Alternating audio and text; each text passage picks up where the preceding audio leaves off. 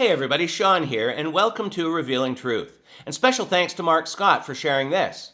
The video we're looking at today was actually scrubbed from YouTube, but fortunately, this fella had a copy preserved. 6 months ago, I had a wild encounter about a man named Kanye West. And 6 months ago, I had put online, I'd had this wild dream where the Lord said to me, just as I have raised up Donald Trump as a wrecking ball to the political arena, so shall I raise up Kanye West as another wrecking ball to the religious arena. And in this dream, there was a massive gathering, and on the platform was Donald Trump, Kanye West, and Justin Bieber. And as they began to speak to the crowd, it was at a church, it was a 50-50 split. And what I mean by that is half of the Christians were enraged. And the Lord said to me, even as I've raised up Donald Trump, I'll raise up Kanye West, I'll raise up Justin Bieber to drive the religious spirit out of the church. And I believe that there's a coming move of God that the church isn't ready for, but in 2020, we're going to be ready for it, Sid. And it is this out-of-the-box revival. So I went online and I prophesied, God is going to raise up Kanye West as a wrecking ball. It was just months later when literally in the news, Kanye West comes out with this album, this conversion. And here's what the Lord said to me, and I really want our listeners tonight to tune in here.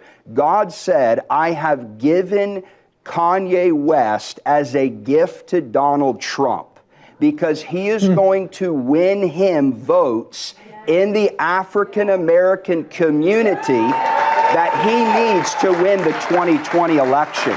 So I believe Kanye West is a secret agent in the hands of the Lord. Well, Kanye West did have his session of supposed Christianity, but it didn't drive out the spirit of religion. It was the spirit of religion. And as many know, Kanye no longer considers himself a Christian and actually calls himself God. Are you in that space where you're comfortable enough to say, this is where I am right now? I'm still a man of God. Jesus still is king, but this is vultures right now. This is where I am. It is, but I have my issues with Jesus. There's a lot of stuff I went through that I prayed and I didn't see Jesus show up. So I had to put my experience in this world, my experience with my children, my experience with other people, my experience with my account. Like, cause that's a hell of a fight. Cause I'm God. And anyone that disagree, I'm the God of me. And you can't tell me who I am. I can't tell y'all. I could tell y'all. It's y'all job to listen. I'm the God of me. I don't know if I'm in heaven already. And at the end of the day, it's like, why should you fear? You know, it's another thing I don't like in Christianity, the fear of God. If God is love, why should you fear him? And as far as Justin Bieber goes, yes, he came out with the album Justice after that Sid Roth episode. But there's a parental warning because of the explicit content. Reviews say things like the album presents a consistent spiritual message. And even Justin says that it feels like his most faith-centered album yet. Are you kidding me? This is the same album with his song Peaches.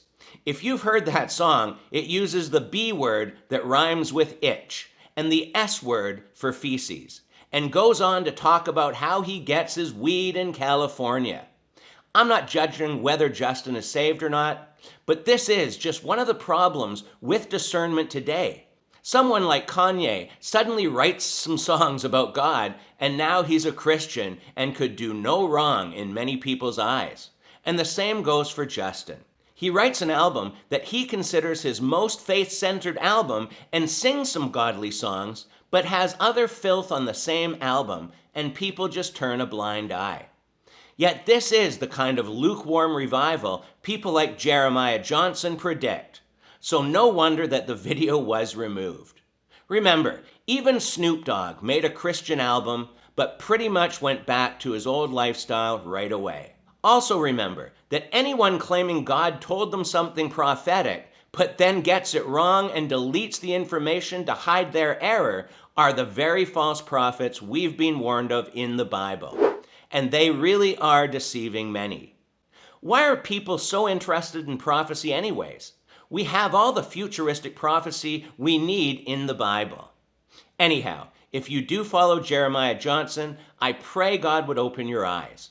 But we're going to leave it here for today, so leave your comments below, and until next time, take care and God bless.